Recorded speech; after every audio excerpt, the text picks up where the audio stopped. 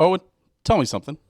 Truman, news finally happened before we had our podcast episode. Dahm, that's true.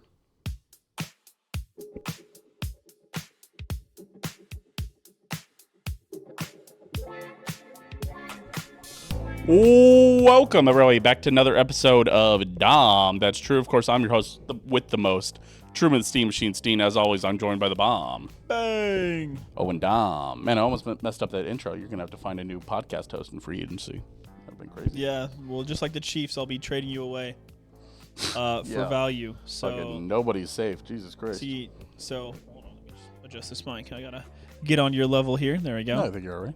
But yeah, I gotta call up Evan. Value. So but he'll be on. Evan's the immediate free agent. He'll be on a less. He'll be on a smaller salary, but the value is there. So Hayden's got to be upset he got passed Truman, I'm sending you to the Seahawks. Sounds good to me, honestly. Sending you to the Bengals. Oh, no. I've got to start a podcast with Logan. Welcome, everybody, into Dahm. That's true. We appreciate you guys being here. Today, we're going to break down, first, we are going to break down the Chiefs in free agency. We're going to talk about the players that left. Including last week, fucking approximately 13 hours after our podcast episode was recorded. Yes. So, Trey McDuffie, got traded, so we're going to talk about that. On Tuesday, man. Tuesday. In between us recording and the podcast coming out, news happened. Classic. Great. That's what always happens, it seems like. A real classic. So, that'll be, we're going to talk Chiefs who left, then we're going to talk Chiefs we gained, Chiefs who left. We're going to do, Owen has, as requested, that we do an entire segment on Jeremiyah Love. Yes. It doesn't matter anymore, but it's fine. He's grinding the podcast to a halt to make fun of me for Jeremiyah Love. Upsetting. Okay, we're going to talk about the Islanders 1-2-0 week. We're going to talk about where their magic number stands. We're going to talk about the week ahead. So and then we're going to do top 5 losers of free agency so far. So we'll have all that. Obviously, we always put this in chapters in the YouTube, in the Spotify. Enjoy the content however you want to enjoy it. Come and watch whatever you want to watch. But that's what we're here to do. Before we get too deep in the episode, I do want to thank the patrons over at patreon.com/HomeDisaster. Shout out Skylar, Dylan, Aaron, Mailbox Kansas City, and Stephanie. Shout out to you, Mom.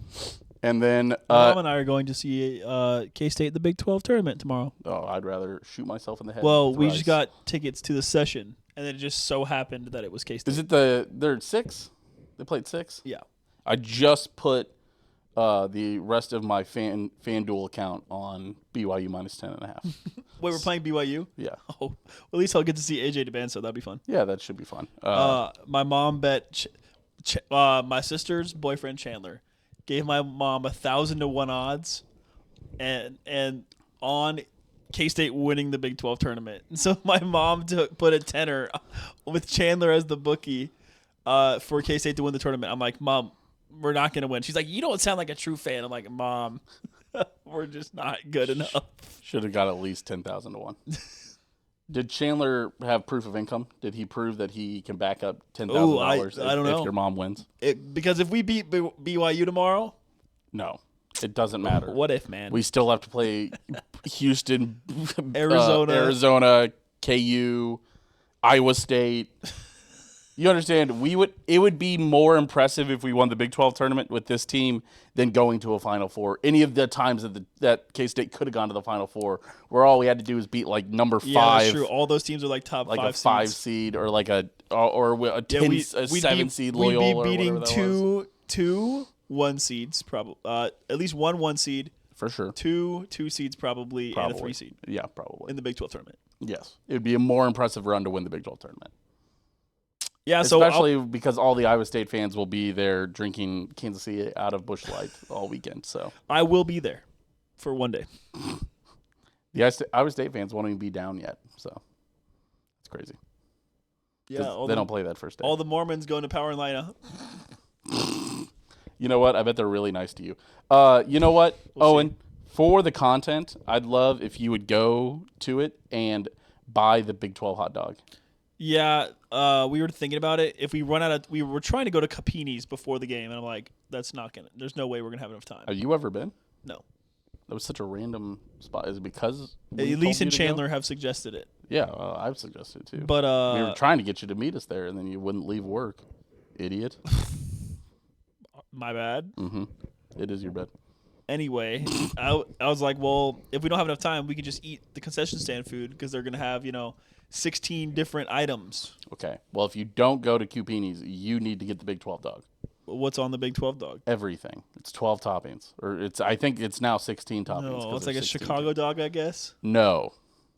Have you not seen this monstrosity? No, what is it? Oh my god. Okay, you're gonna make me. Hold on. Before we get into the Chiefs, hold on real quick. And I want to pull this up on stream even. So give me just a moment. I wasn't ready for Owen to. The Big 12 dog. Let me see. Where's my Chrome? I might have to go here. Yeah, that's it. That's the Big 12 dog. What show are we? There we go. Actually, this is the easiest way to do it. And then go here to Google Chrome. Pull this up. All the hussy it can eat, Thank you. Like it's a sugar cube. Just There we go. This is by far away. Hell of a stream title, but probably. Brett Veach is goated. That's true. Hold on, where is it? I think this is it here. You should probably move your chair out of the way of the screen. Nope. Fuck, that's not it. Where's the fucking... It had the fucking... God, dude, Google sucks now that the fucking AI is on this. I can't get any good fucking results anymore. It does seem like old Google before AI provided better results. And now it just fucking crashed. I'm going to fucking crash out on fucking Google. Love this, Google. Thank you, Google. Everybody say thank you, Google, for not showing me what I want. It's literally right here. That's what I want. All right. Oh my God. All right. This is speaking of grinding the audio content. Speaking of grinding the show to a halt. I'm just not sure we're going to get to see it, honestly. We might just. There it is in all its glory. Got like bacon and cheese and it's got like one topping. Pretzels and oh yeah. It's got red cabbage. It's probably got like peppers and like hot Cheetos on it probably or that looks kind of good. It's got 16 it should have 16 toppings on it. That looks like a foot-long dog, though. Let me see if I can... So I can't get that after dinner, or else I'm going to explode. No, that's what I'm saying, yeah. If you eat concession stand food for dinner, you need to get the Big 12 hot dog. Okay, it's fine. Yeah, I'll do that. Hot dog, basketball. Hold on. Wow. Toppings. I want to get... It does look pretty good. I would eat that. Ketchup, mustard, relish, red cabbage slaw, black sesame seeds, diced white onion, spicy cheese sauce, and sauteed orange peppers. Although, you know what? They might not be offering it anymore. That was at least 2023. They might not have it anymore. Those bastards. Wow. I think they took it away. AI stole this from us. Then you're going to have to get a pepperoni roll instead. Okay. That sounds good. Thank you. Never forget the terrible K-State hot dog. The one with the purple. The Power Cat bacon. Did we have like a fried peanut butter and jelly last year though? You said that. Wasn't that the maybe. K-State thing? Oh, let me see if they got the fucking terrible photo. All right, whatever, dude. Google, get your fucking shit in order, dude. I'm pissed off. All right. Big fan of the Truman bulge angle. Gotta fucking scoot. Man, it is kind of bulging up. All right. Give me the sandwich. Just cross your leg, dog. It's worse. Where's the Dunacy? Just put the Dunacy right there. Ugh, all right. That's funny. Don't worry. There's a cheeseburger for it. All right, dude. I'll just fucking... God damn it, dude. Dude, this show is derailing. Owen already told me he's going to roast me later on in the show. Who did? You did. Oh, I am, yeah. You already told me, yeah. All right, hold on. All right. Fuck it. Are you two going to watch the bowling docu-series on HBO Max? Of course Truman I am. will. Yes. I'm not going to. I literally went to somebody's house to watch the bowling tournament this weekend. I will be. I watched the U.S. It was the fucking U.S. Open, dude. My current number one watch list is The Dinosaurs on Netflix for obvious reasons. Autism. All right, let's get into the show. We're going to talk Kansas City Chiefs. Obviously, we're going to talk about the Chiefs signees first. We're going to talk about the additions before we talk about the subtractions. Chiefs kind of broke. It really felt like the first deal of free agency. Kenneth Walker the third. Oh, K9. Was not expecting that at all. Coming to the Chiefs, 3 years, $45 million, $28 million guaranteed. So really 2 years, $28 million, honestly. So that's what we're looking at for the guaranteed stuff. Super statement signing. We knew the Chiefs were going to get somebody. I was expecting Travis Etienne because everyone thought that Kenneth Walker was going to re-sign in Seattle. Then on Friday, rumors started swirling that he's not going back to Seattle. Mm-hmm. And then all of a sudden, the Chiefs were the favorite to sign Kenneth Walker. Yep. And this all came out on Friday. Yes. So kind of it's just crazy out of nowhere. Yeah. It was weird. You were hearing that Kenneth Walker was in this range, this $14 to $15 million range. Yeah. And you were hearing that the Chiefs were not there. They were in the lower range, the $8 to $9 million. Yep. So it was likely a lot of people thought we were going for Travis Etienne. But because he was going to be cheaper. A lot of people thought Travis Etienne going to end up in that $8 to $9 million range. Travis Etienne obviously signed today, 4 years, $52 million with the Saints. Yeah, so that was also out of left field. And I wonder if he was looking for a longer-term deal. Travis Etienne is 29. Kenneth Walker III is 27. So yeah, which is weird to think about. It's weird that the older guy got a longer deal, but I imagine he was looking for security through his 30s, and you just don't get that a ton. So, yeah. So I mean, but yeah, super big signing for the Chiefs. Puts the league on notice. The Chiefs have not had a 1,000-yard rusher since Kareem Hunt rushed for 1,700 yards in 2017. So, which is crazy to think about. Truman, in 2021, their leading rusher was Darrell Williams with 500 yards, by the way. God, that's crazy. It's so bad.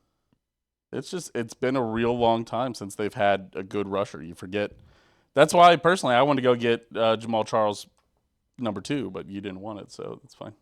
Yeah, no, we'll discuss that here in a second. Whatever, dude. We'll discuss that here in a second. We'll discuss that here. So the Chiefs, they get Kenneth Walker 3 years, $45 million. They re-signed Travis Kelce 1 year, $15 million. Apparently surprising the Coasties, the Easties, and the Westies thought that Travis Kelce, or they're trying to drive a narrative that he was going to sign somewhere else. And he was never going to sign anywhere else. Anybody who was smart was, I think you should know this by now. That's all agent. Yeah. At this point, you need to understand that any insiders that are working at news networks are provided that info either by agents or teams. So whatever something like that, you have to consider your news source. So when you hear that the Travis Kelce, especially from Diana Rossini, which she's kind of got like a kind of a bad reputation for being a lot like this, where she's kind of that agent mouthpiece, where that was clearly they gave her that information to tweet out that was basically like, Travis Kelce's talking to other teams. Other teams are interested in Travis Kelce. It's not a guaranteed thing that he was going back to the Chiefs. And what you could... To try to probably drive up his number. Yeah, you could infer that means that the Chiefs wanted him at $8 to $9 million and he wanted it at $20 million or whatever, and that, it got him up to 15 or whatever it is. So, he wanted to be probably the top paid tight end or whatever. And the Chiefs said, maybe not quite, but how about we get you a $15 million deal? And he's like, okay, that's fine. Right. So that's what all that was. That was all static noise. Obviously, kind of pales in comparison. Not the biggest news in the Kelce household this week. Did you see that Donna Kelce is going to remodeling her home?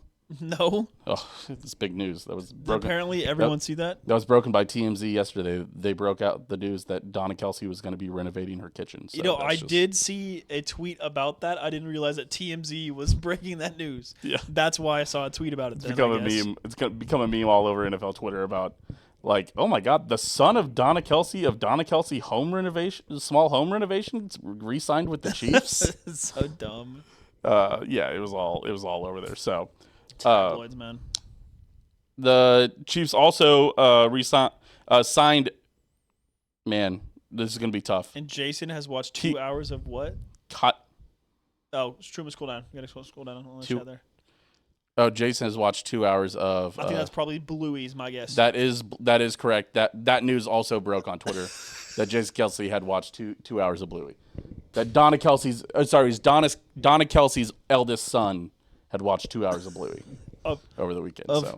Of Kelsey Small Home Renovations? That's right. Yes, of the Donna Kelsey. Yes, small home. The New York financier? Yes, exactly. So Bluey is pretty good, by the way. It's fire. What movie? Bluey. Oh, show. yeah, Bluey is fire. Chris, it's basically Chris. It's like Kryis. Yes. It's spelled like KHYIRIS, and I think that's just Chris. That might be Chris or Kyrus. I don't know. Kyrus, yeah. Tunga. Yeah, Tonga. Yes, Tonga. Yeah. A defensive tackle from the New England Patriots. We signed him for 3 years, $21 million, $14 million guaranteed. So again, really a 2-year deal with probably a 1-year option. Right. I don't know. It's not a needle mover for me. A lot people seemed excited about that. They're like, "Oh, bang!" And I saw like he's a good run stopper.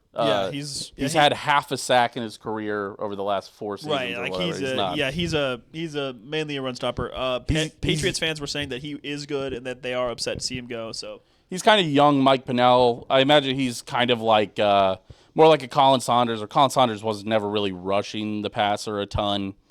But he was a great. I mean, but then again, he's more of a nose tackle. You don't expect giant numbers from that nose tackle type anyway. Yeah, because they're always going up against at least 2 guys probably. That's fine because you have Chris Jones on the other side, so you don't. And I think, regardless, and also, sorry, before we get too far, I did want to make sure everybody knew that we have re-signed James Winchester as well. Oh, thank goodness! He's the top paid long snapper in the league. It's like a 1-year $1.2 million. Yeah, or 1.4. Yeah, it was under $2 million. Yeah, but he is the top paid long snapper in the league. Yeah, by a couple $1,000, I'm sure. Good, he's it's the funny GOAT. that specialists always just get 1-year deals because they're like, listen, dude, if you suck, once you suck, you're gone forever. Right. We're sending you to the fucking shadow realm, Houston, Texas. Truman, you're talking about a 3-time Super Bowl winner, by the way. Yeah, I know. 4. Yeah, 3-time. I was like, wait, haven't we 4? won 4? No, yeah. He was all the way back. He's been around longer than you think. But no, James Winchester, is back. I think regardless, what you're seeing all of these were, I think, besides James Winchester, were rumors of what the 9th pick was going to be, right?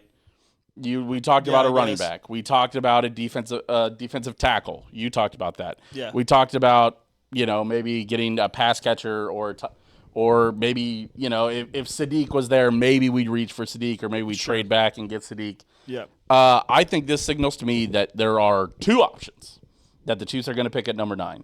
It is now going to either be cornerback. 3 options. Cornerback, safety, just defensive back or wide receiver. Wide receiver, yes. Yeah, and absolutely. I think it's more than no. I meant defensive back or edge. I don't think they're picking wide receiver.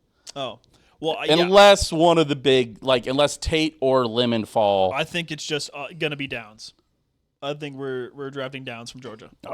Ohio State, I thought. Sorry, yeah. Yeah. He had a red jersey on. Yeah, the safety. Picture. Yeah. That's exactly who I think we're drafting. I would be fine with that. I'd be fine with it too. I think Caleb it'd be a good Downs, pick, right? Caleb Downs, yeah. Yeah. I always want to say Josh Downs. Yes. That'll be the new Christian Watson even. Justin Watson. R.I.P. We can get on to that next slide now. Yep. So let's actually talk about the most recent departures. Let's talk about the departures. I know some of our Bengals fans will be excited about that. So let's start with the news that broke right after last week's episode, before we released the episode, where everybody's got to be like, these guys didn't talk about the Trent McDuffie trade? In a way, I think we kind of did talk about the trade, where I was like, oh, I'd absolutely trade Trent McDuffie for a first-round pick to the Rams. I was still team sign him, but then we got a 3rd as well, so yeah, we got a haul. A 1st, a 3rd. A 5th and a 6th. A 1st, a 5th, and a 6th in this draft. And I think we have a 3rd next year. No, I thought we had to send them something. Trent McDuffie and a 4th? All right, you're going to make me look it up. I don't even know if we sent them anything, man. I thought we did. Hold on. We got a 1st, a 5th, and a 6th in this year's draft. And then a 3rd next year. Hold on. Trent McDuffie. Yep. Here it is. Hold on. First, fifth, sixth, third next year. All right. Hold on. There's the. They're all just talking about the deal now. They updated this article. God damn it! Just give me the fucking trade details. Where the fuck? Oh my god! I'm gonna beat you to this now. Probably because all they're fucking talking about is the fucking insiders reacted trade. Oh, okay. Here it is. Trent McDuffie for the 29th overall pick, the 5th and 6th round pick this year, and the 3rd round pick next year. Yeah, see? I told you. Well, you said a 3rd round pick this year, too. No, I did not. I said 3rd round pick next year. You said 1, 3, 5, 6, and 3 next year. That's why I was like, that's too much. No, that's okay. I did not say that, but it's fine. All right. It's okay, fine. I all did right, not say that. You okay. can go back and listen to the 8 times. I said you're- 1st, 5th, 6th, 3rd next year. You're gaslighting me. No. Yeah. You left the light on. What? Oh, no. No, okay. Yeah, so the Chiefs trade Trent McDuffie. I'm fine with this, especially seeing the deal that Trent McDuffie got. He got 4 years, $124 million. Yeah, he got a lot of money. I was not okay with it until the haul that we got. I will apologize if Truman, you they can hear. can't hear it. But if you can't, just be I know, quiet. I know. Look at the audio thing. We have it up. Look. They can't hear it, bro. You didn't let it go all the way down. They can't hear Okay, it. stop. The fan is all the way up, by the way, now. I don't know what they changed here, but you might hear. I'm just giving you a warning that there may be a little background audio from time to time now. They're really fucking. Yeah, I'm telling you, they can't fucking hear it. Because they really cranked this up. This is louder than it used to be. Okay, whatever, man. It's much louder than it used to be. I think the noise getting hit. So we're going to figure that out. It's, but. I'm saying we can hear it in chat, apparently. Yes. Trent McDuffie, 4 years, $124 million. I'm getting really derailed now. $31 million a year. He's now the highest paid cornerback in the league. You're now passing that Sauce Gardner deal. I was still team sign him because of how good I think he is. But for that draft haul we got, I'm okay with it. Yeah, absolutely. I mean, it's always what I thought it was going to be. I would have traded away for a first-round pick. We couldn't afford to pay $30 million to a corner that is on one wide receiver. You cannot pay corners. And what did they do? Right after the Rams paid Trent McDuffie, they paid Jalen Watson today. They paid Jalen Watson 3 years, $51 million, $34 million guaranteed. By the way, $100 million guaranteed on that Trent McDuffie deal, which means that basically all 4 years are guaranteed at that rate. Yeah, I guess. Yeah. I mean, it's a big cap hit. It's another 10 or 11 if you want to cut him after year 3. But you're likely getting all 4 years there. Yeah, so I think the Chiefs wanted to re-sign Jalen Watson until they found out it was going to cost them $10 million a year, and they're like, never mind. I think we were on this show. We were saying Jalen Watson, I'd give him 3 years 36 or 3 years 40, 3 years 45. But 3 years 51 with $34 million guaranteed. It's a lot. The Los Angeles Rams, listen, the Chiefs' defense was still solid last year. The defensive backs were good, but they weren't great. And it's weird to see both of your boundary corners get immediately $134 million guaranteed by the Rams. It's probably just because our D-line was so shit that they had to cover for so long, but I'm not sure I can fully support that. Yeah, I'm okay with it. The Chiefs are going to just do what they did in 2022 and draft 5 DBs again. Yeah. By the way, Truman, as we get into it, the Fab Five is officially dead now. Yeah, who was the Fab Five? It was Jalen Watson, Trent McDuffie, Joshua Williams, Najee Johnson, and Jaden Hicks, I believe. No, Jaden Hicks is still here. Oh, no, not Jaden Hicks. Shamari Connor, I think, right? Is Shamari Connor gone? I think he's still here technically, which sucks. He's a free agent. We have not re-signed him. I think he's like a restricted free agent. I don't know. I thought he was a regular free agent. I'm not sure. We'll see. I don't think we're re-signing Barbecue Chicken. The Barbecue Chicken Alert. Barbecue Chicken Alert. Sorry, I'm trying to see the details for the Joshua Williams deal. He got a 2-year deal. I think it's just announced that it's a 2-year deal. Okay, so we haven't got the contract details. That's fine. So yeah, Joshua Williams now also gone. So that's 3 of your. I don't know if that's.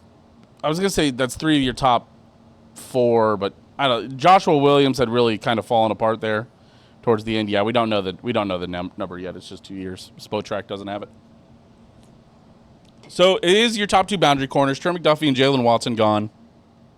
Now you're looking at Noel Williams and Christian Fulton on the outside. If nobody gets signed, you probably have Shamari Connor in the slot.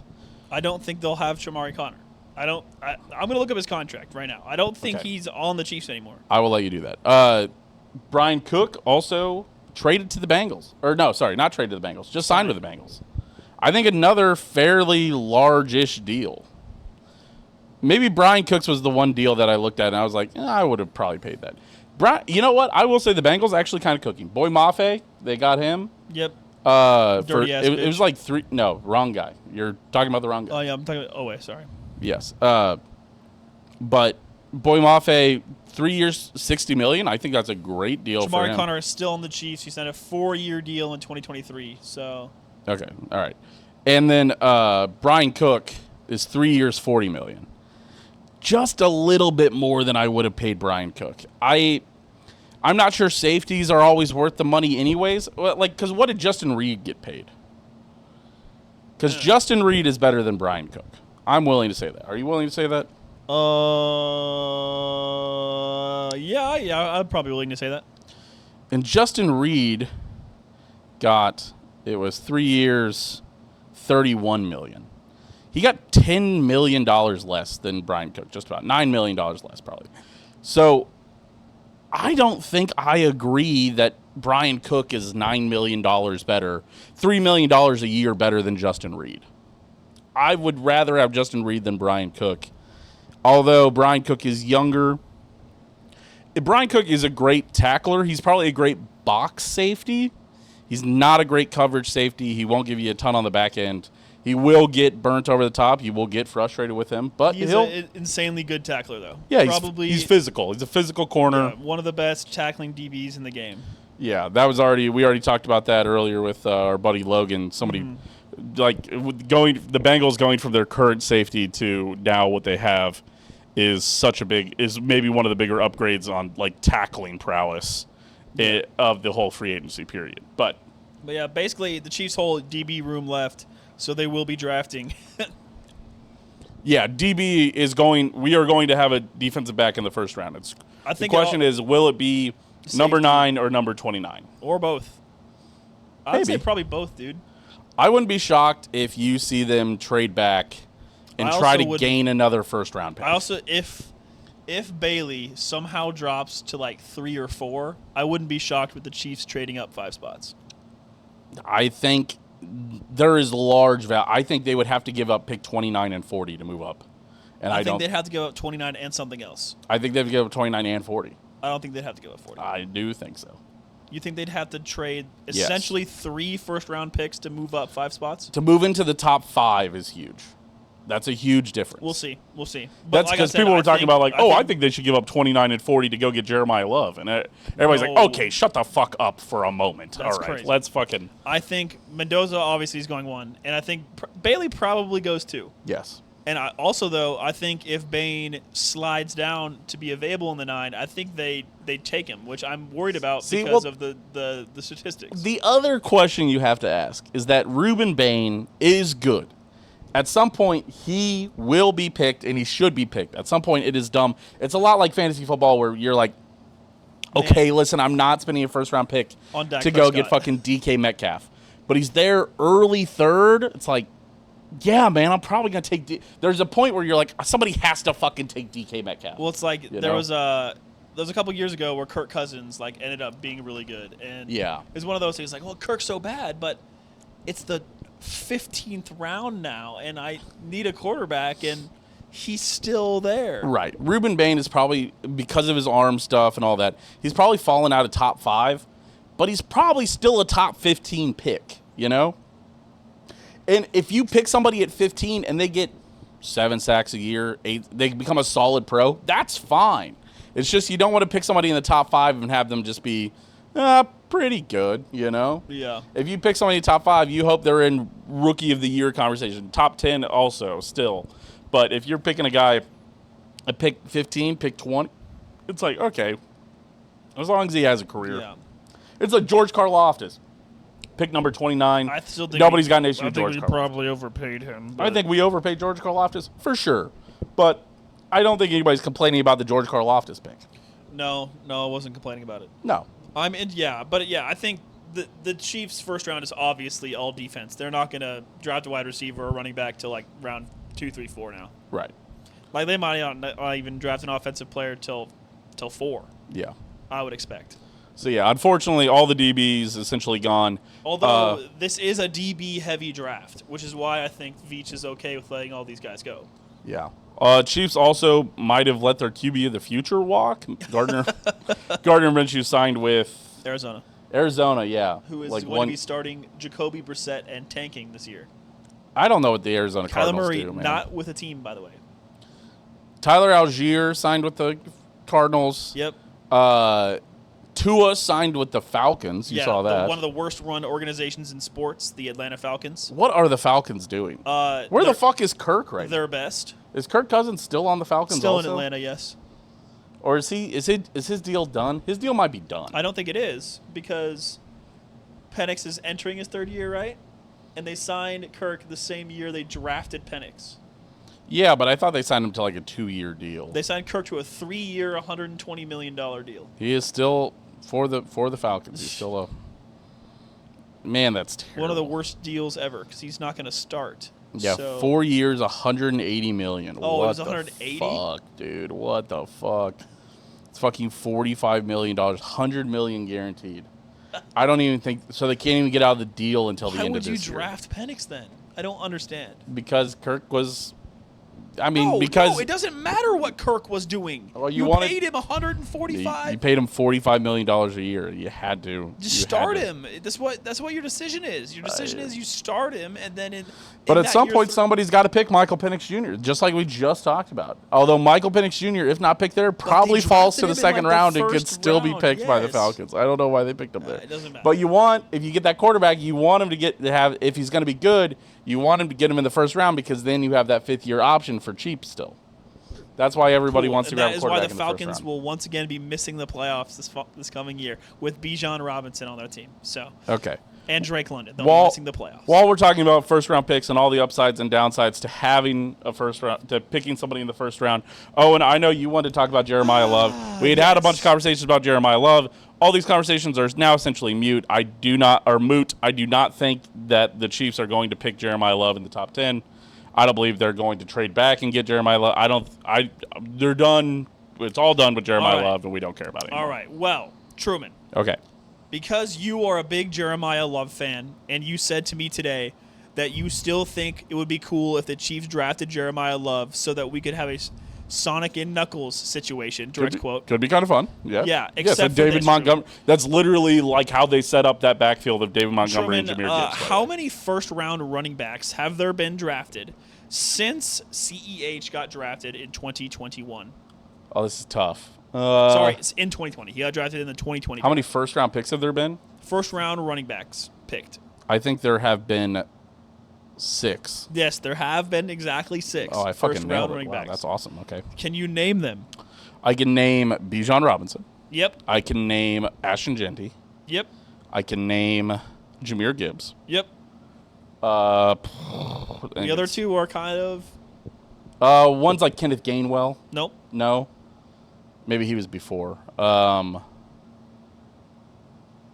He's fading. McQueen's fading. No, give me. I'm sorry. Najee Harris. Okay, yeah. And Omarion Hampton. I'm missing one more too. No, that's it. I only gave you 3. I thought. No, you gave me Bijan, Gibbs, and Genty. You said there's 6. Yeah. You only named 2 more. Yeah, Harris, ETN, and Hampton. You didn't say ETN. I thought you said ETN. No, I didn't say ETN. Oh, okay. Whoops. Okay. Anyway, in 2021. Sure. Oh my gosh, why am I just now? Are you just going to do rookie year stats for all these guys? No, I'm going to be doing their college careers for you to compare against Jeremiyah Love's. Okay, that's fine. So wait, what is Harris's first name again? Why am I Najee? Najee. Holy cow! I just the pirate Najee Harris. Yes. Yes. By the way, Najee Harris got picked 1 pick before Travis Etienne. Alabama running back, by the way. Also Clemson running back. Yes. It's worth noting where these guys came from, what schools they had, right. all the rest of the offensive talent that was around right, them. Because they played against good teams. No, okay, all right, sure. Sure. So Najee Harris, Notre Dame 4 years Notre Dame went to the national title game this year. By I'm the way. aware. I didn't know. Okay. behind sorry, not this. Last year. yeah, sorry. behind like Giga All Pro offensive linemen. Okay. Keep note of that. I don't know how to tell you this. All the offensive linemen in the NFL are pros. Yeah, so I just want you to know that. I just want you to. Okay, I'm making sure you know that. I just want you to stay aware. As you were saying 'cause that like he you was said- behind a pro offensive Because, like line. you said, Notre Dame was really good. Went to the national championship last year. 2 years ago. Yes. Yeah. So sure. just Okay, but just also keep that in mind the Alabama. when I read off these stats. Okay, all right. Okay, Najee Harris in college, 4 years played, 3,843 yards, and 46 touchdowns. At Alabama for 4 years. Alabama Yes. for 4 years. Travis okay, Etienne, cool. Clemson, for 4 when they were still a powerhouse. 4,952 yards, Yes. 70 touchdowns. Jesus Christ. Holy shit. By the way, yeah, and someone picked Harris in front of him, by the way. Out. Looking pretty dumb now. Because it's Alabama. Yes. Okay. Looking pretty yeah, dumb sure. now. Yeah. Then Alabama running nobody backs, was though. drafted in 2022. No running backs drafted in the first round of 2022. Right. I'm sure there were good running backs drafted in 2022, just not in the first round. Yes. 2023, Bijan Robinson. Okay. In college, 3 years, 3,410 rushing yards, 33 touchdowns. 3,410. Okay, sure. Yep. Jahmyr Gibbs played 2 years for Georgia Tech, because this is notable, and 1 year for Georgia. Right? Yeah, because they transferred, yeah. Yeah, and so he had 2,152 yards rushing and 15 touchdowns. Wait, say it again? He had 21, 52, 15. Okay, interesting. Which is, by the way, the worst stats on this list. So I would do. And he's arguably the best running back on this list. Which means I think you just need to take the Georgia Tech years when he was on an ass-butt team really into perspective. I think there's another question about that, but that's fine. Okay, keep going. Ashton Genty, you'll Yes. never believe this. Yeah, but besides the 70 touchdowns by ETN, by the way, that's fucking crazy. Genty rushed for 4,769 yards and 50 touchdowns in 3 years. In 3 years. Oh, he was, just disgusting in college. Well, he was playing nobodies. He was playing the Idaho State Vandals, once a year. Yeah, right. But still, that's say the stats again. 4,769 yards. God damn. And 50 touchdowns. It was only like 3 years, right? 3 years. Yes, okay. Omarion Hampton, I don't know where he played. North Carolina. 3,565 rushing yards, 36 touchdowns in 3 years. Okay. And now your guy, Truman, such a good generational talent, needs to be top 10 pick. Sure. Top 10 pick. By the way, only one of these guys, 2 of these guys were top 10 picks. That's Genty and Bijan, by the way. Okay. So you thinking Jordan Love's a good pick Yes. at 9. Sure. He had 2,882 yards rushing and 36 touchdowns in 3 years. Yes, in 3 years. But to be clear, he was the backup running back his freshman year. There was a senior running back who got... Yeah, you're right. Alabama famously carries no running backs for 4 years. Okay, all right. Okay, dude. So we're aware. All right. Actually, sorry. He was the third string running back. Because he's a bum. Okay, dude. They had a fucking 1,300-yard rusher on the team his freshman year. Good for him. Oh, my fucking God, dude. Love never hit 1,300 yards. Yes. All those other running backs probably started for 3 years. The question that I would like to pose to you is... Stats are the stats. Is Jahmyr Gibbs is probably the best running back on that list. Yeah. I think we are going to say he's going to have the longest prime. We don't know what Ashton Genty's looks like. Well, Genty's playing behind Jack Powers Johnson, so anything could happen to Genty at any time. Sure. Here's the other question to you. Is it possible that having a guy who hasn't taken all of the carries, who hasn't been beat up for 4 years, being the bell cow back as a starter, is that something to consider? Sure, but... That he was a third-string running back his freshman year. No, listen, and he's coming out after I know what 2 you're years. saying. Then why did you draft Brashard Smith? Because you take a flyer in the 7th round. That's what the Chiefs have done. It worked out one time, and they said, let's just keep doing that. And it's been a fucking mistake. But if you just need somebody to be a third down back and limit carries for Kenneth Walker to extend him, then you simply re-sign Kareem Hunt, and you have 2 third down backs. Kareem Hunt, I think we're done with Kareem Hunt. I think with the Kenneth Walker signing today, They could bring back Kareem Hunt, sure, or whatever. I don't care what they do with Kareem Hunt anymore. I don't. Do I actually think they should draft Jeremiyah Love? No, I don't. Not anymore? No, not really. But I think there's a higher likelihood that he falls to 9. I think whoever drafts this guy Here's a question for is you. going to regret it. Here's a question for why? Because I don't think he's going to be any good. I think you're wrong. He's had back-to-back years, 1,100 yards, 1,300 yards. That's 2 great years. I'm not gonna fault him for not having great career stats because he wasn't a bell cow back for 4 years. I'm just saying, bro. Okay, all right, that's great. I'm glad you just said. That's fine. You're allowed to just keep saying whatever you want. Yeah, it's true. So, but seriously, I think that he is propped up behind playing a half ACC schedule with Notre Dame. Yes. I was going to say, he didn't play anybody. Unfortunately, in 2024, they played a lot of people. They played plenty. Yeah. So, but I do think that Notre Dame is like offensive line U outside of like Alabama and Georgia and Kansas State. They generate a lot of offensive. I mean, Iowa's really offensive line U true. also. True, And tight end U. And Wisconsin's up there. But it's just like it's really a. It's just big. The schools that are able to recruit well are always going to turn out good offensive linemen. Maybe it's because because they were on bigger schools. Sure.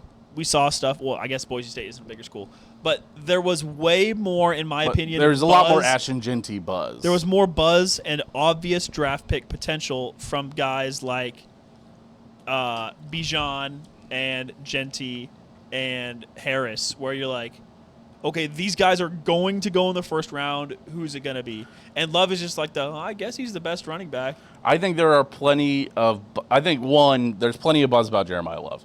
I think you've been negative on him from the moment you saw him. I don't know why you did. I don't know what tape you saw or what video you saw that made you immediately negative on him. You want to know what video I saw?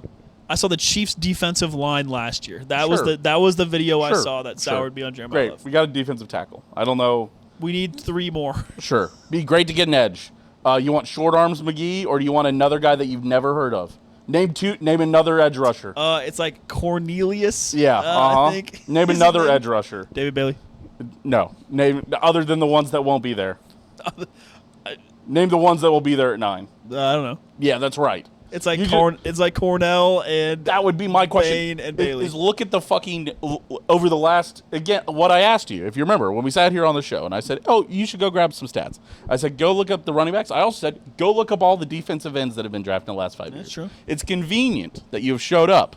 Yeah, I forgot. And you've only brought the running backs. I forgot to do my homework. And then you brought 6 starting level. Yeah, that's true. Nobody would call any of those running backs bust.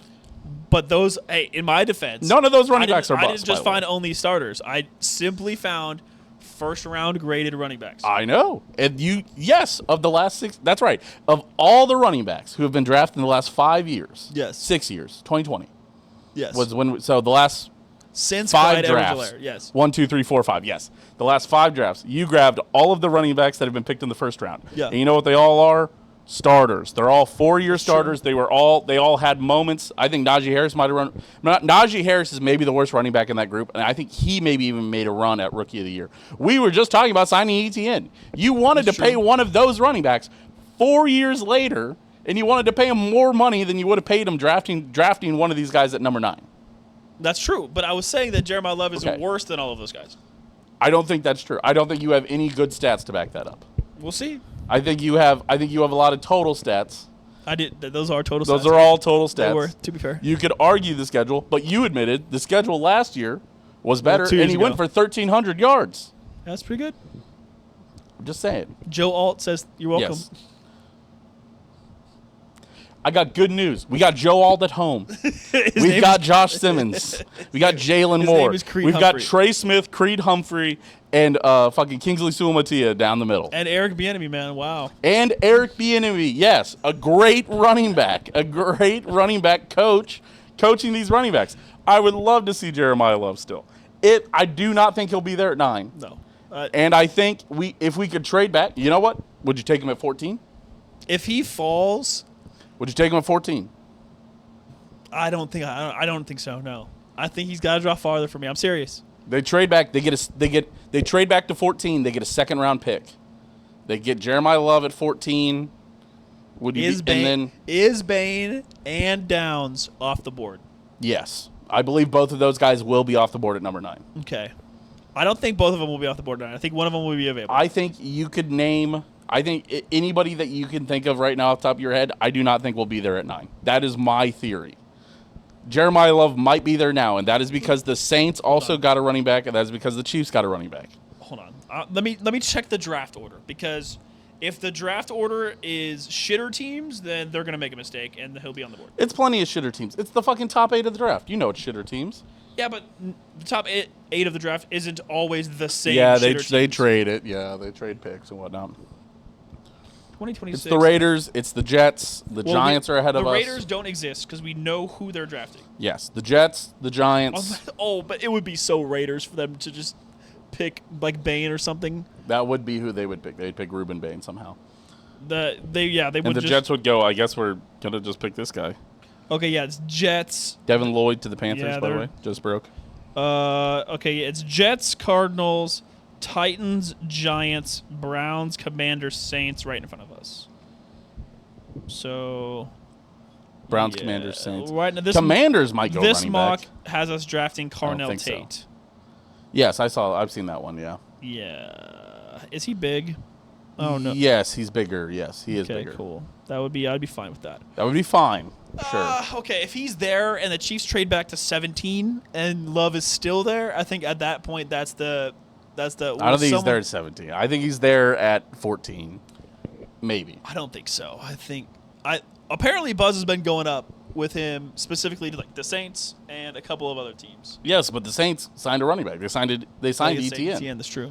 Arizona signed Algier. We signed Kenneth Walker. It's a Jets. That's a Jets move. No, the Jets are getting an edge rusher. They got rid of Jermaine Johnson, and they've got the number 2 overall pick. I know, but they've signed Breece Hall. It's time for the Jets to be the Jets. I'm just saying. I am just saying. At 9, I don't hate getting another starting caliber. You know, fucking. We talk about this. Mahomes never has enough weapons. He doesn't have a good running back. Just. It doesn't make any sense. I agree, it does not make any sense to pay a running back $15 million and to invest a top 10 pick in running back again. I agree that is way too much money to have tied up in running back. But, however, it could be so fun if they just fucking did that, dude. This offense would be so fun. We'd have no defense. Doesn't matter. Go defense the rest of the draft. Jeremiyah Love 9. Defense or Jeremiyah Love at 14, trade back, get another second round pick. Defense. I don't, grab a bunch of guys that you've never heard the name of that you'll fall in love with. That we have a second first round pick at 29. That does change things. I know. And an early second round pick still. How about they just let's just let David Bailey drop to 9. What if, you know? He won't. I know he won't, but what if? Okay. All right. What if Mendoza drops to 29? Would you take him? Man, if Mendoza dropped to 9, you got to consider it. No, you fucking don't. You have Patrick Mahomes. Dude, we just had our quarterback of the future walk, dude. We've got to figure this out. Of the future. You know who the Chiefs' backup is, Truman? It's Shane Bishop. Damn it! It's one of my new soundboard ones. Sorry. Me watching Mendoza go off at 1. Damn it! That is a great one. What's the other one that you added? Me watching fuck. Me watching Ruben Bane fall to number 8. We do not care. We don't care. We don't care. Not taking him. You can't make me take him. Oh, that's so funny. Yeah, you want fucking short arm McGee, dude, or you want a fucking Texas Tech guy. Me when I see the Texas Tech guy go off at number 2. Damn it! Me when I see the projected 2 pick go off at 2. Damn it! Isn't that from when he? Me when I see Owen lining up to play safety because we had to draft Jeremiyah Love at 9. We do not care. We don't care. Oh my god! Isn't the Patrick yelling? Isn't that from when he twisted his ankle Yeah. against the Jags? Yeah. That's exactly what it was for. And I was like, you know what? That'd be funny. And then didn't Henny come in and throw a touchdown to Kelsey? No. Pacheco had that big run. Yeah, and then Henny threw the touchdown to Kelsey. Yeah, he might have thrown And one Kelsey to Kelsey. threw it in the crowd, and they had to go get it. That sounds right. Well, they never go get it. No, they did. I don't think so. Yeah, they did. They do not go get those balls. No, they didn't have to. They went. They had to, because that was his only playoff touchdown that he ever threw. So they like, made a deal. Yeah, the Chiefs staff had to go get the ball. Okay. Me, when when I apparently have to care about Chad Henne throwing that ball into the crowd. We do not care. We don't Kelsey care. threw the ball into the crowd. We do not care. We don't care. There you go. Truman, anything is possible. And by the way, he got that fucking first down against the Browns. I'm dying on the hill. He got that shit. There was no need for him to throw that pass to Tyreek Hill in the next play. He definitely did not get that. No, he got that shit. Shut up. He got it with aura. Did they consider measuring how much aura it Did had? they consider measuring how hard he was trying with all the creaking joints that he had at like 30 billion years old? He dove weird, I will say. He dove like someone who was. That was the worst dive I've He ever did seen. the Alex Smith, I'm going to die if I get hit dive. Yes. Remember that time when Alex Smith got a first down by jumping back first into the opponent's helmet? Do you remember that happened? That sounds right, yes. All right. Owen, whenever he brings his cherry-picked Jeremiyah Love stats, and I immediately eat him up. Fuck! Damn it! All right. They weren't that cherry-picked. It was just the stats. Owen, when I don't appreciate his only total yardage stats for college running backs. I didn't even include receiving yards. Those were only rushing yards. I didn't feel like scrolling to the right and trying to read ESPN's dog shit app stats with all the weird bolds and highlights that it has on there. You got to start using Pro Football Reference. It wasn't Pro Football Reference. You just said ESPN. No, sorry. Yeah, I used ESPN Okay. for the draft order and Pro Football Reference for the... Okay. Sorry. And Pro Football Reference has like every stat has like net nose hairs per season on there, and Yeah. you're like, what am I looking at? Owen, when he sees a running back's receiving yards. We do not care. We don't care. Yeah, who gives a fuck? You're there to run the ball.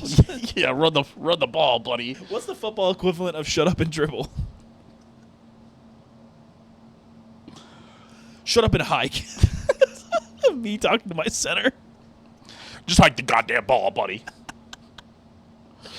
Put the pass in the basket, dude. Oh. All right. Well, it's time to talk New York Islanders. Motherfuckers be like, shut up and dribble, and then tune into their favorite political podcast, The Oscars.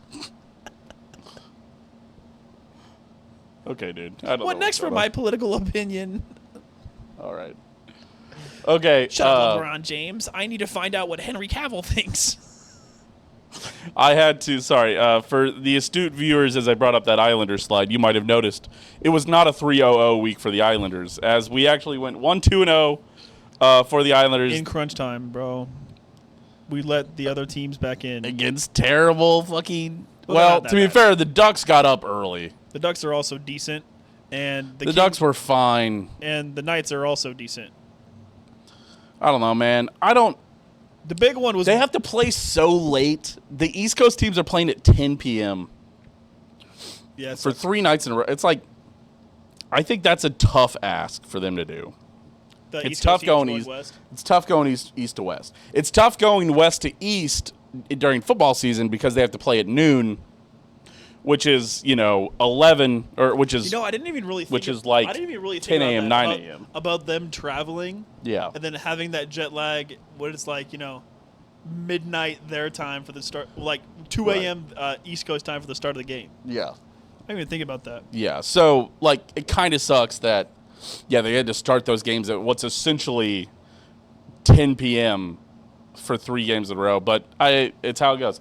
I wish that Saturday game would have been not at 9 o'clock also, but it was somehow. Yeah, but it's fine. It's fun to watch the end of that one. So you lose 1-5 fucking against the goat. Ducks. It's all right. You lose 3-5 against the Kings. I don't know, man. Both goalies just looked tired those 2 games. Rittich looked tired on Wednesday. Sorokin looked tired on Thursday. Honestly, well, also Sorokin, as happens a lot when Sorokin lets in 5 goals.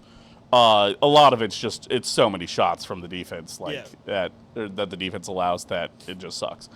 That Sharks game though, God, we were down 1-0 or were we up 1-0? We were up 1-0 early. But they also scored. Oh, but it was the Kings game where we were outshot 21-8 in the first period, and I was like, bad. Jesus Christ, it was bad. It was bad. Yeah. Yeah, and then in that San Jose game, it was tied basically the whole game. Right. So. Yeah, or they tied it up later, didn't they? No, maybe they did tie it up. Yeah, no. I think you're right. Let me figure out the exact. I watched the whole thing, but I was also watching the UFC fights at the same time, and I wasn't watching the UFC fights. Formula One was on. I heard UFC was just rolling around the whole time. Dog shit, dude. Oh my. I heard it was like what everyone complains about when they watch UFC. Why do you make the fucking BMF title the badass motherfucker title, which should be the fucking stand and bang, fucking have a fun fight, put on a show, and what those guys do? He fucking got in there late on them. Yeah, Islanders scored in the first. San Jose scored in the second. No score in the third. San Jose had a large majority of the puck in overtime. We turned it over. Bo Horvat's better than your team. That's the biggest curse. That's the biggest curse is if you ever hold on to the puck for a long time. You should never do that against the Islanders. You got to understand. Matthew Schaefer had a really great end of regulation and overtime period where, like that end of regulation shift, he was on the penalty kill. He saved at least one or two that felt like I was like, that's a goal. When Celebrini's out there, dude, he's so good. He is so good. He's got such a quick shot. It's such a consistent. It feels like it's always on. Like I remember, like you check in like those the Olympic Games and you'd look at Canada and Celebrini, you'd have fucking 8 shots. So you're like, he's out there playing with fucking McDavid and McKinnon and Maker, and you're like, holy shit, how are you still shooting it that much? Yeah. But so Celebrini really always feels like a danger, and Matthew Schaefer got down there. Sometimes he does a lot of flashy stuff, but like I would say San Jose was a big one for me because he got down there, did kind of the dirty work, and got that dub. He had a lot of blocks in, a lot of like interceptions, and a lot of like disruptions of shooting opportunities. I don't know. And he hits that perfect pass to Bo Horvat. It's the same play. The Islanders have kind of ran the same play in a lot of those overtime wins where somebody just sneaks out behind them. They finally get the puck from you, and the guy is ready. Whoever it is ready to roll, and they get behind you, and they nail that long pass, and that guy goes down there and just fucking dekes your goalie. It's weird to see because it felt like for so long the Islanders were so bad on breakaways. Yeah. I feel like they're actually pretty solid on breakaways now. Like Pajot can score. Cizikas sometimes scores randomly on breakaways now. Horvat is always a danger. Schaefer can. Anders Lee had a 3-game streak of scoring on. Dude, yeah, Anders Lee won that overtime game on another one of those where a carbon copy of the Pajot goal where he goes around the bag. Yes, and they just sneak it, an overtime winner where they just he sneaks past your last defender and he gets down there and scores it. It's what they do. And so Schaefer, hits Bo Horvat on that long pass. They win against the Sharks, which is huge because Columbus had been making such a big push. And they lost today as well, by the way. Yes, but they're still on like a 5, or they're at least on a 4-game point streak. Yeah, they've lost 2. They've lost 2 straight in overtime. Yes, which I have updated the magic number, by the way. Cannot move anymore for the rest of the day.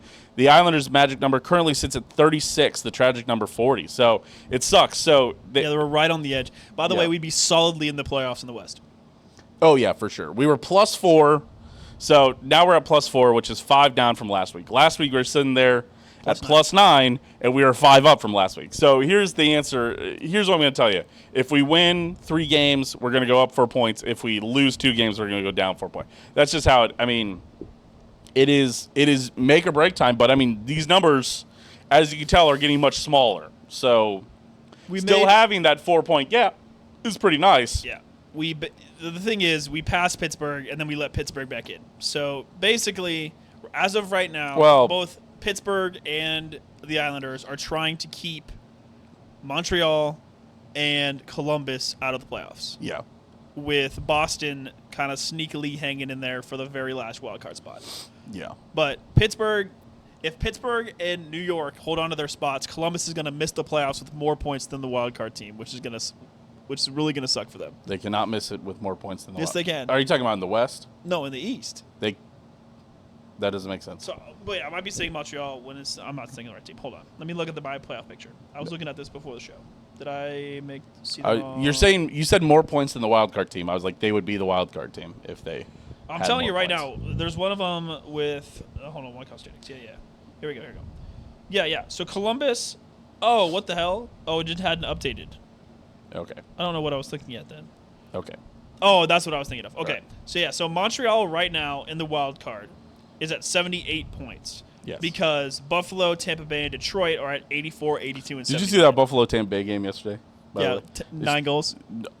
It was 8-7, Oh yeah, 15 goals. That's and there right. was also like 5 fights. Yeah, that's what I heard. Yeah, they just Yeah. kept fighting. Yeah. But yeah, so right they now, they each had like 5 guys in the penalty box. at right one now point. we need to continue rooting for Buffalo, Tampa Bay, and Detroit in the Atlantic Yes. because they are keeping Montreal in the wild card spot, which could get scary for us. We need to be rooting against Montreal because if we fall out of the wild card right now, Truman, we fall out of the playoffs. We fall out of the division lead. If we fall out of the division lead, we fall out of the To playoffs. be fair, we're ahead of the Bruins. Yeah, by 8 points.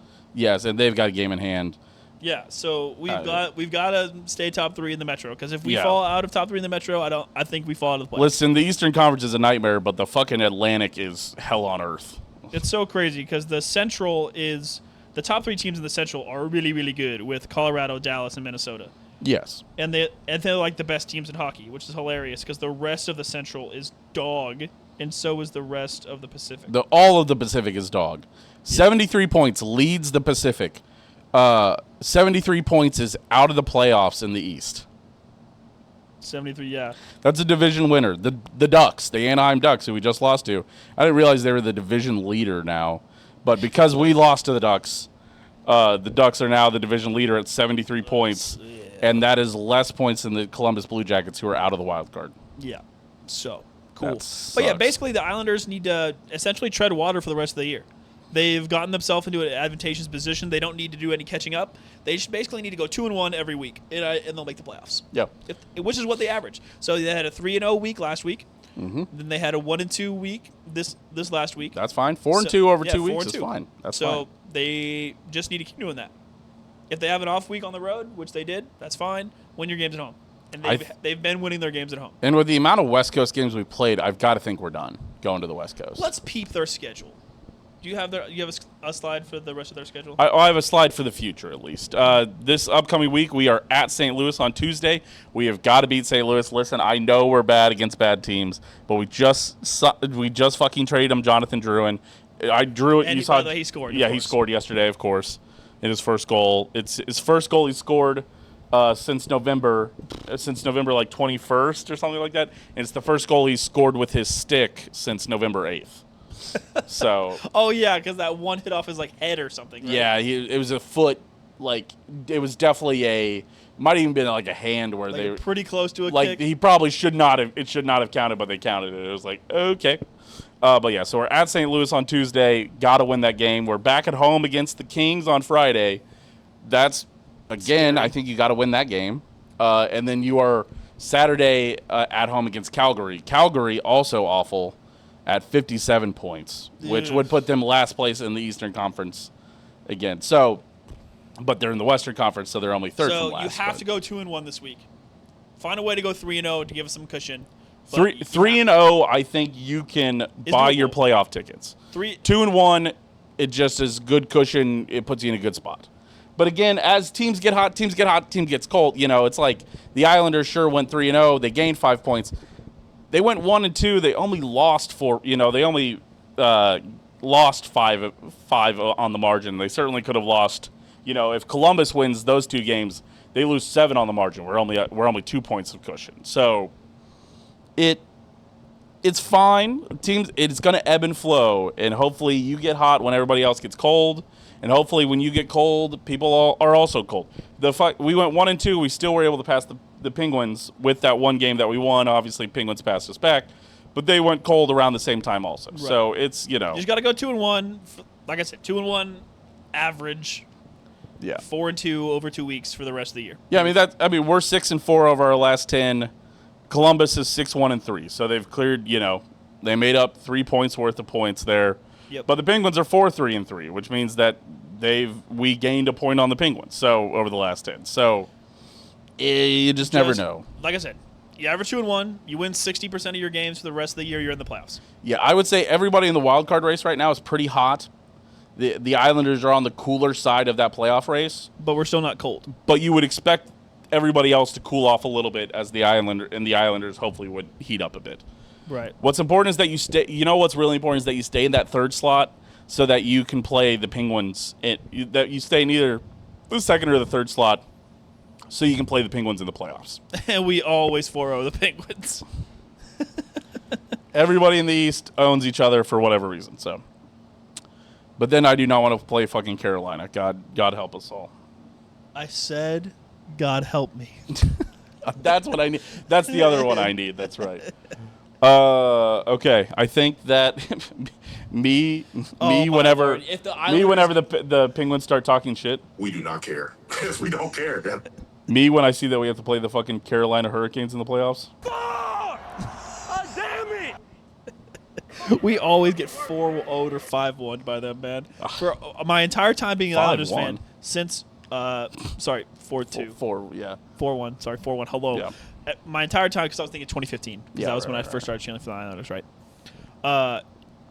In my lifetime, I think the Islanders are 0-4 against the Hurricanes in the playoffs. Yeah. Being an Islanders fan, I think we've won 2 games Yeah. total out of That's fair. 16 minimum. That's fair. Also, sorry, I did want to discuss something. I put him on the slide, but I didn't put him as a slide. Islanders obviously traded for Braden Shin right at the trade deadline on Friday. They sent a first, a third, and Drouin. And Yep. Jonathan Drouin over there, I believe they got... Did they get a pick back? No, I don't think they did. A little bit of an overpay for a guy who's still making 6.5, who's a little old, who's a negative 23 on the year. But also, you get to offload Jonathan Drouin. And that's kind of addition by subtraction because you get to play Anthony Duclair. Fucking first game back, Anthony Duclair, well, Truman.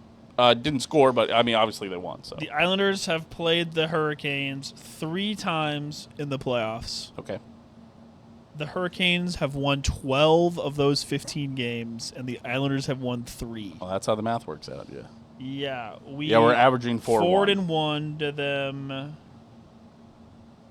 They've 4-1 us. They 4-1 us last year. Then it was 4-0. Then it was 4-2. Then it was a few years 4-0. Then back. 4-2. Yeah, 4-0 in 2019. Beat the shit out of us every single game. Yeah, In 2023, 4-2, where the Islanders brought it to 2-1, and then it went 3-1. Then we went 3-2, and they beat us last game. Then in 2024, they won the first 3. We won 1, and they finished us off. yeah. I think Game 3 was the one that we watched because we watched some of those on stream, and there was one of those that the Islanders got up like 3-0 and then just gave up like 3 goals in like 2 minutes, and you're like, I'm gonna fucking scream. It was 5-3 Hurricanes, 3-2 Hurricanes, 2-3 Islanders. I think then that 5-3. 6-3 I think that Hurricanes. 5-3 game was the game that we were up and then fucking Yeah. just fell apart. So, Yeah, so. but yeah, so Braden Shin getting added, a bit He of an already has an overpay, assist, but right? it'll be fine. Yeah, he did have an assist. So, Cool. moves Cal Ritchie off to the wing. I think, and Cal Ritchie always is already looking more comfortable on the wing. He's the one that I don't think Shin had the assist, but Cal Ritchie had the assist to. I'm trying to remember who scored that goal. Because I think it's Unkline. He's on the Palat line? No, it is the Palat line, but Palat wasn't the guy who scored the goal. Fucking who scored the goal? Because it was against the Sharks. Who scored the first goal? Oh, Tony DeAngelo scored it. That's like right. Tony DeAngelo. What a pickup. Old He's been great. Old January 6th himself, Tony DeAngelo. That's Mr. Ukraine to you. Tony DeAngelo? Yeah, he was playing in the KHL. Oh, yeah, he did play in the KHL. Yeah, sorry. I thought that's the Russian league. You're right. It is the Russian league. Wow. He's probably a Ukraine supporter, though, because he's a real patriot. The way he supports Trump, I don't think he is a big Ukrainian guy, if I had to imagine. Send We another don't- $5 million to Israel right now. 5. Oh, sorry, $5 billion. Yeah, that's pretty anti-Semitic joke, of you. that's the joke. Only 5 million. Oh, I got pulled into both anti-Palestinian and anti-Semitic Twitter today. That was fun. Great. You know where the thread started? A Counter-Strike thread. Here, I'll talk about it in my pop culture. I thought you were going to talk about World Baseball Classic. No. I'll talk about it in my pop culture The minute. Dominican Republic beat the shit out of Israel. Holy shit. Israel's in the World Baseball Classic? Not anymore. They're eliminated, which also the World Baseball Classic put out a big thing and just said, Israel eliminated. And it was like, oh, man, this is going to go triple platinum. You don't even understand. Yeah. I was like, you can't just be putting things like that out. So, yep. All right. Oh, and I want the top 5 losers of free agency so far. Number 5, we're going to go with the Colts. Insane giga overplay for a wide receiver that just runs straight down the field. One of the highest paid receivers in the game now. Diabolical. Yeah. Number 4, the Arizona Cardinals. They signed the middest running back in the league, and they're comfortable with starting Jacoby Brissett. So far, that's pretty bad. Number 3, the Eagles. Because A.J. Brown is either going to disrupt your team this year, or you're going to pay him or you're going to let him go for pennies on the dollar. Because ain't nobody giving you a first for A.J. Brown, man. Number 2, I'd say the Patriots. The Patriots are giving up pieces right now, and I think the number 1 loser as of right now has got to be the Seahawks. You lose your Super Bowl MVP running back, and you lose 2 of your pass rushers. They didn't want Mafe anymore. They didn't want Mafe anymore, yeah. Still, they don't have a premium pick. They have 32. I guess. So, Colts, Cardinals, Eagles. What was the number 2? Wow, I'm already forgetting. Hello? What did I say number 2? Patriots and then Eagles. Sorry. Gotcha. Sorry, Patriots and then Seahawks. Remember, I was letting you know that it didn't have to be all those bird mascots. Oh, you're right. I didn't have to be teams. Well, I'm gonna start listening in non-specific order now because you don't have your list ready yet. Okay. A big loser in free agency is A.J. Brown, I think, because he's not gonna get traded and he's gonna be stuck on a team that he does not like. Fan turned off. Holy shit. Another loser in free agency. Not the Titans. The Titans have been making good signings, shockingly. I mean, they overpaid on Wan'Dale Robinson. Wan'Dale Robinson got like... biggest losers in free agency, Miami. They're doing Tua dead money and paying Malik Willis. God, $45 million guaranteed. Yeah, but it was like 3 years, $60 million. It wasn't awful. Still, it wasn't. For 60 good pass attempts, you're giving a guy 45 guaranteed. That's when fine. You're sitting on $99 million dead cap. Got to have a cheap option for the next few years. Yeah, I don't know. Probably the Ravens as well. They got rid of 2 of their tight ends in one postseason. Yep. All right, I'm gonna go. Kolar and likely leaving. Feeling good. Yeah. Well, so what was your list? What did it end up being? Thanks for making me remember it. Number 5. Who did I say number 5? Okay, I'm not gonna make you do Colts, Cardinals, Eagles, Pats, Seahawks. Fair enough. Okay. All right, here's my list. At number 5, I'm putting the Titans. I think Wan'Dale Robinson.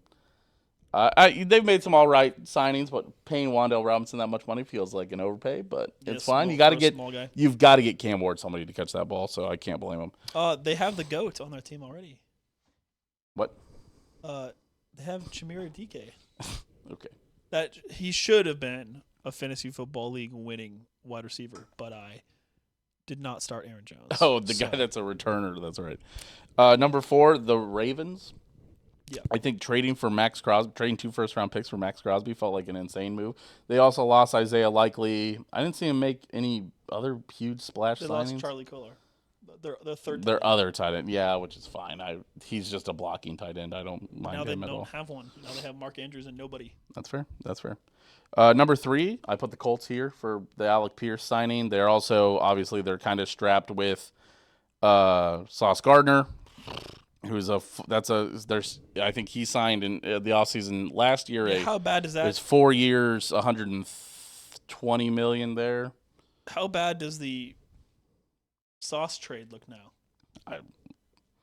We're going to talk about it more as drafts as we start going into draft talk, as free agency wipes up. But that two firsts for Sauce. And you have to pay him $30 million a year. And Daniel Jones sucks. Yeah. Imagine you're both teams on the Trent McDuffie deal, except you're on the bad side of both of them. So not only did you lose your first round pick, you also have to pay the guy $120 million. For example, real quick before you get to the next pick, do we both agree that the McDuffie deal was good for both teams? Because the Rams are in. We were a couple plays away from winning the Super Bowl last year because they would have wiped the floor with the dog shit Patriots. Okay. Yes. And then yes. And the Chiefs are like, we need draft capital. So they're an aging quarterback. They're in win now. They're in win right now. Fuck everything else. I am under the belief that I would not have paid. I think you could have not done the Trent McDuffie deal and just signed Jalen Watson, and then drafted a corner with your number 29 overall pick, or your number. They're going to draft a corner with. They could have drafted a corner with their number 13 overall pick and not signed Trent McDuffie. I think that would have done a lot for your room also. But I have no problem. I think they lose that trade personally. I think we fleeced them just a little bit, because you still had to pay Trent McDuffie. I think the Chiefs came out as great as we could have hoped on that. I think that was the number one thing that we hoped for. Was we got 4 picks, 3 of them being this year, and one of them was a first-round pick. That is a dream scenario for. I thought we were going to get 1 second-round pick, like a lot, like we got with L'Jarius Sneed, where we only got the 3rd-round pick with L'Jarius Sneed. You're like, oh fuck, but this was a lot better this year. All right. So that's my feelings on that. Colts number 3. Bills, my number 2. Bills lost a lot of. I mean, as much as we talk about the Chiefs losing a bunch of defensive backs, so did the Bills. Bills lost a bunch of defensive backs too. Traded for DJ Moore, traded a 2nd-round pick for DJ Moore, and we saw fucking Michael Pittman got dealt over to the Steelers for a late-round pick swap. And it's like, that sounds like kind of equivalent there. Yeah, it's like, I now know that you fucking sent a 2nd-round pick over for DJ Moore. For 28-year-old DJ Moore, or however old. I think he's 28. Bears are trusting Luther Burden though. Yeah. Or you still owe me money for Luther Burden 800 yards, by the way. Did you had Luther Burden 800? No, you had Luther Burden over 800 yards. Oh, do you count his playoff stats? You should. He's still not over 800 yards. No, you don't know that. Well, now you're going to make me look it up. True. It's not like 450. Hold on. Give me a moment. Don't worry. I've always got Pro Football Reference ready to go. Hold on. Okay. Since when did Pro Football Reference start running security verifications? In case you're an AI. I'm on fucking Pro Football Reference. Fucking fake. What was I looking up? Oh, Luther Burden. Hold on. Stats for 2020. God, now that fan isn't running, it's so quiet down here. Luther Burden. Hold on. How many did he have in the playoffs? 40. No, not true. 5. Hold on. Shut up. Oh, he had 66. In my defense. What, did he have, like 720 or something? Yeah. He had 712. Counting is 66 from the playoffs. Hey, to be fair, that's a good line that you said. He had 718. That's a good line that you said. Yeah. It's a good line. Yeah, thank Unfortunately, I'm goated. But number 1, the biggest loser of today, to be honest with you, I think is Jeremiyah Love. I think Jeremiyah Love. Yep. Because also, not only the Saints did they sign ETN, it also means that probably Kamara is going to get moved. And so that's another team. With a running back that's going to be going to have a starting caliber-ish running back. That is going to move back another, a team that might be in that top 15, might be able to send a 3rd or a 4th over for Kamara now. Yeah, you no longer have 2 teams that are desperate for a running back. No. The 2 teams where everybody's like, well, one of those 2 teams is going to pick them. I don't think so now. Because now, so your top 10 is now, I'm trying to think through all. Titans could go running back still? They have Dowdle. Oh, that's right. They signed Dowdle. That's right. Yeah, right. What's the I know you just did draft order. The question, how many times can Owen and Truman reference the draft order? The answer is several more times over the following weeks. That is true. That is the answer. Okay. NFL draft order 1 through 12. Yeah, now I'm looking at the mock draft that you're looking at. Yeah. Okay, so 1, the Raiders, no. Jets have Breece Hall. The Cardinals, another person that you thought would have got a running back, just signed Algier. Titans, another guys that you thought would have got a running back, got Dowdle. The Giants, I think the Giants maybe even signed somebody. They have Scadaboo. So somebody mentioned they were thinking about going running back, but at number 5 now seems that's a very weird. Giants thing to do if they have Scadaboo, who they think is going to be really good. Yeah, the Browns clearly have. They have Sampson and what's his face? Yes, the fucking Judkins. Judkins. Yes, thank you. We got there at the same time. Yeah, We were both looking through our fantasy team. We're like, who was that fucking guy that we couldn't figure out how to play? He got like 15 points a week-ish. Yeah. Commanders are maybe up there where you're like, fuck, maybe. Well, that'd be nice because that means Downs will drop to us. Yes, I think the Downs. Yes, I think Commanders could go Downs or running back. But now Saints could go running back also, but they've got Justin Reed. I don't know, man. And then it's Bengals who could go running back. They could go Love, but they are also rebuilding their defense. But they signed a bunch of guys. The Dolphins have Achan. Yep. The Cowboys would be very Jeremiyah Love would be very of them to go get Jeremiyah Love. The Rams aren't getting a running back. No. The Ravens could. Aging Derrick Henry? I think Derrick Henry's I thought Derrick Henry was going to be a free agent, but he must have got signed for another deal. The Bucks could go running back. Yeah, they could. That would make sense. Jets won't go running back. Detroit won't go running back. Nope. So I don't know, man. He probably is the biggest loser. He could fall out of the top 15. What we said, it's not ridiculous. I think he fell out of the top. I think he likely maybe fell out of the top 10. He might fall into the second round. No, he won't fall into the second round. If he is there at 29. No. Oh my! Dude, come on. Oh, we have one good DB. If he's there at 29, I'm busted. I'm busting all over. We have Noel Williams, Jaden Hicks, and barbecue chicken in the. If he's there at pick 20, I'm sending my 3rd round pick to move up. All right. If you move up and draft Jeremiyah Love, if we get Jeremiyah Love and you text me that you're happy about it, I'm going to require you to go immediately to DHgate and order a Chris Roland Wallace jersey because that's who you'll be cheering for at CB. Because that's who will be starting CB for the Chiefs. Noel Williams. I'm actually buying a Christian Fulton jersey. Oh yeah, huge Christian Fulton guy. You're gonna also buy a World War II medic helmet because you'll be going in there to help him out when he gets injured. It's me, Trubenstein. Yeah, y'all thought Shamari Connor was barbecue chicken over on the boundary corner. Just wait till you see Trubenstein hop in there. Let's just say there's going to be a new leader in holding penalties on the Chiefs. My dad always called me sneaky fast, which you know what another word for sneaky fast is? Slow. Slow. It's also another word for white. But number 5, sorry, let me go back through my list. Number 5 is Titans. Number 4 is the Ravens. Number 3 is the Colts. Number 2 is the Bills. And number 1, Jeremiyah Love, I think the biggest loser of free agency so far. Right. Oh, and your pop culture minute, you want to talk about your you got into a little Middle Eastern war yourself on CSGO. So Truman, as you know, my Counter-Strike team is Team Liquid. They are bad, right? Of course. Well, you've got a lot of bad teams. Yeah, right. I know.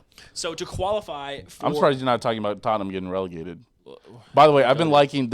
I have liked enough stuff, or I've hated on Tottenham enough to you, that now I'm getting pushed tweets where it's like the championship players showing up to Tottenham Stadium like, no, this is nice. Okay. I keep getting all the fucking memes about Tottenham. Okay, so anyway. So my team, my Counter-Strike team Liquid is bad. And what they need to get something called Valve. It's VRS points. It's like Valve ranking system points in order to qualify for the next major, because they do not get an invite if their rating is too low, right?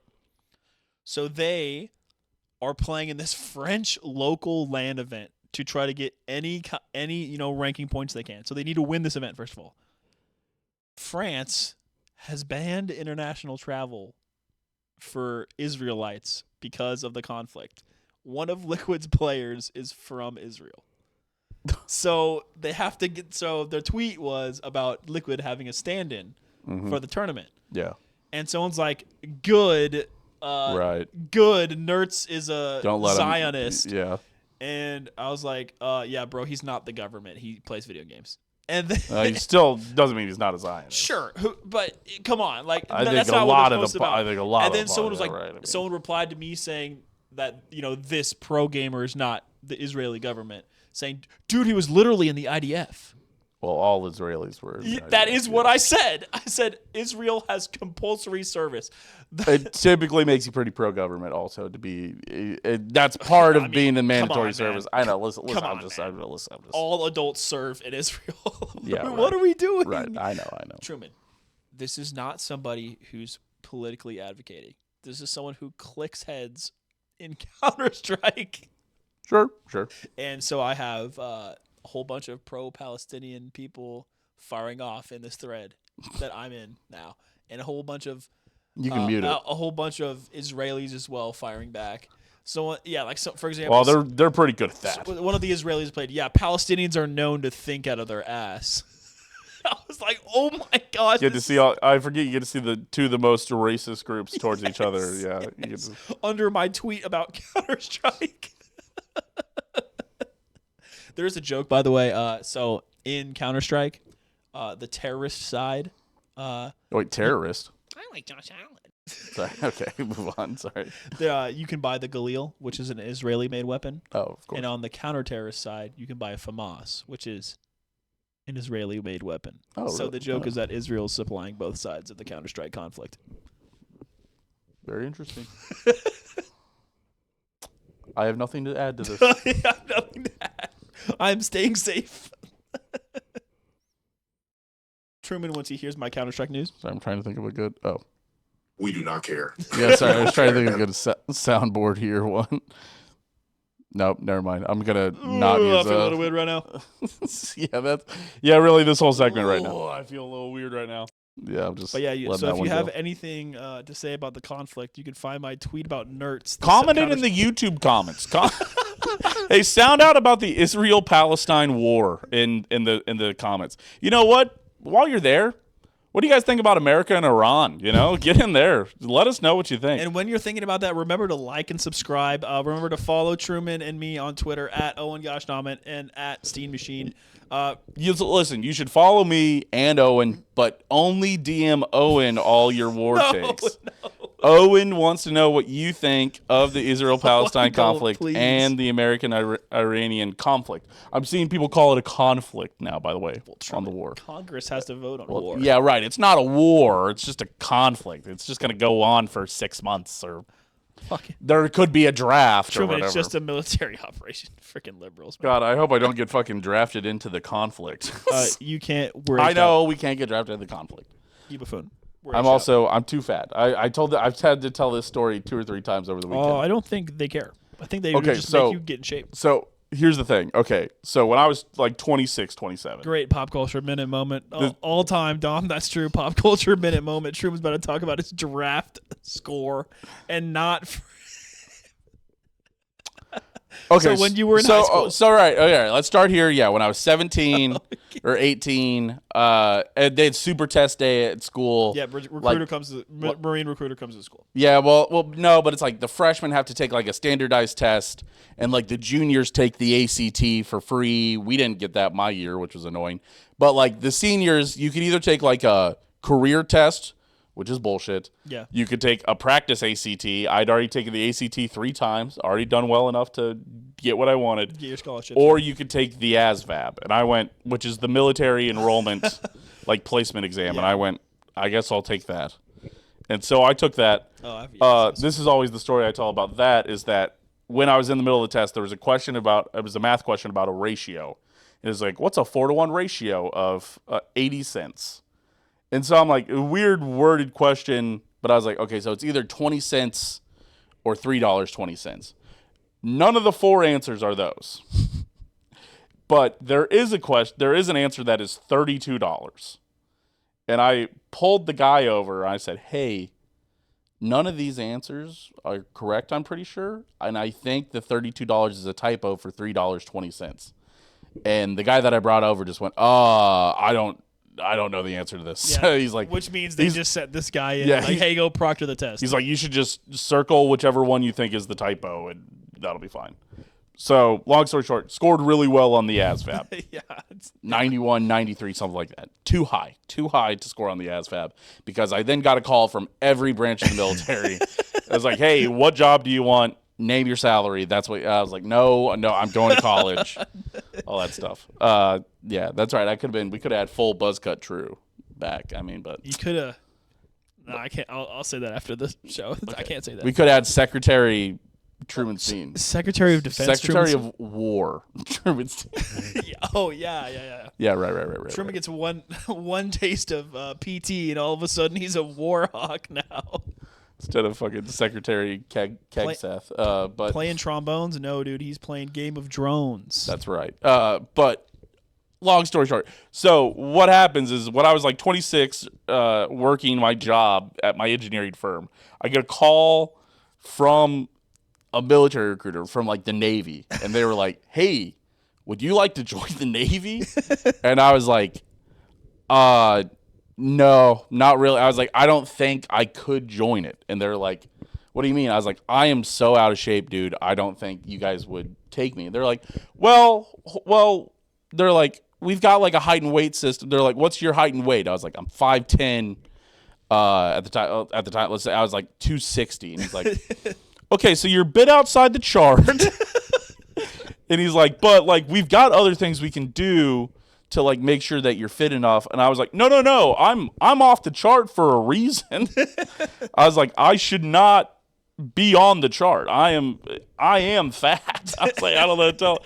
I was like, there is no way that I'm gonna get backdoored into. I'm bad. I'm out of shape. I should not be going to war. What kind of numbers do they tell you though, Truman? I don't know. A big number? I know they didn't give me the number, but like they were like, oh, we could like measure your actual body fat. I was like, no, dude, I'm fat. I was like, I can't be in the military. They really liked that ass. They fucking talk about Meal Team 6, brother. I'd be leading it, you know. And so I've never gotten a call from the Army or from any of the branches since then. And I imagine there's a government file that just says not fit for war, fat, that's sitting there. And so I'm saying I'll never be part of the American. You know what war happened, machine, Truman, is they did an audit of all of their ASVAB scores, and they're flipping through 25, 25, 25, 25, 25, 77. What the? You ever called that kid? He's like, we got to did call. we not? We've got to call this guy. It's like, why did we? Yeah, because most kids don't do what you did and go, I guess I'll take the ASVAB. That was the people downside. Do not do that. I remember telling I have an uncle who was a recruiter in the Army, and he went, oh no. He's like, you should not have done that. Your uncle. He was like, you could have whatever job you want. He's like, but he's like the highest score for the highest job is like 80. He was like, you got a 90, a 91 or 93, some score in the 90s. And he's like, yeah, so you get whatever job you want. Everybody's going to call you. I was like, oh, God damn it, dude. Yeah, my grandpa said something, West Virginia requires the ASVAB for all 16-year-old men. That's crazy. What'd you score? That's funny. 16-year-old men. Truman, yeah, that's right. They're only 16-year-old men. When I failed out of MLS school, my grandpa's like, yeah, just, go take the ASVAB. You'll score great. And then you can just go fly helicopters in the Army. That's what I would do if I were you, bud. And I'm like, Grandpa, I don't want to be in the Army. Yeah, that's the thing is, can you look it up? I don't think you can. You just would have to remember your ASVAB score. That's right. We're going ASVAB for ASVAB here in the chat right now. I've never taken the ASVAB. The only branch I talked to them about that I was like, I'd like to be in the Corps of Engineers. I was like, I think that makes sense. I want to do engineering. And they were like, the Corps of Engineers, they're like, it is kind of a cool job. They're like if we're ever in a fighting somebody and we need to get over a river, they're like, you run in front of us and go set up the bridge to have them go across in the middle of the fire. And I was like, no. Truman, you do know that the Army Corps of Engineers has the highest fatality rate of any. Yes, it's one of the highest fatality rates. It's also because they also I think deal with a lot of the explosives too and stuff like that. So I think that technically the IED team falls under it. Yeah, I remember I absolutely bombed the shop portion. I remember it was a 17. Damn. All right, fair enough. Nothing else. All right. I'm just gonna say that you got a 17 on everything else. And that's when they were like, no military for this guy. No, he's handlers reads the chat. He's pretty smart. So he's a smart guy. I'm just giving him a hard time. We're just joking. I bet he. knocked the math portion out of the park. What do you But mean all right. shot porch? That's just like technical skills. Yeah, there was and I think I guessed on a fair amount of stuff and just did well enough, but because there was like a technical section where they're like, how like what size wrench or I Yeah. It's there was like basically motor questions. Yeah, and, it's basically putting you in the garage. yeah, it wasn't stuff that I really knew, but I knew enough It's to just be probably the dangerous. alternator. Yeah, Probably the alternator. have you checked the probably water the pump? alternator. Check the fuel pump. All right, let's get out of here. Owen Gosh Dominant on Twitter. Makes every engine part vocabulary. Yeah. Yes, My Twitter. dad wasn't happy. Twitter/Steam Machine. You're commenting your thoughts on all of the wars going on in the Middle East in the YouTube comments. You're commenting who you think the biggest losers of Please the don't do that. draft Please. of the free agency section so far are. Sorry, you're not putting in the YouTube comments. You're actually sending it to Owen. Shout out to Please all the don't. patrons: Skylar, Dylan, Aaron, Meltbox, Kansas City, Stephanie. We appreciate you all. Love you, Mom. I think that's it. Coke's gonna go crazy this episode. This is gonna get pushed out to 300. We're gonna get 300,000 views. It's gonna be everybody talking about the fucking war in the Middle East. Goodbye. By the way, just for clarity, one last time, your thoughts on the Middle East war? We do not care. We don't care.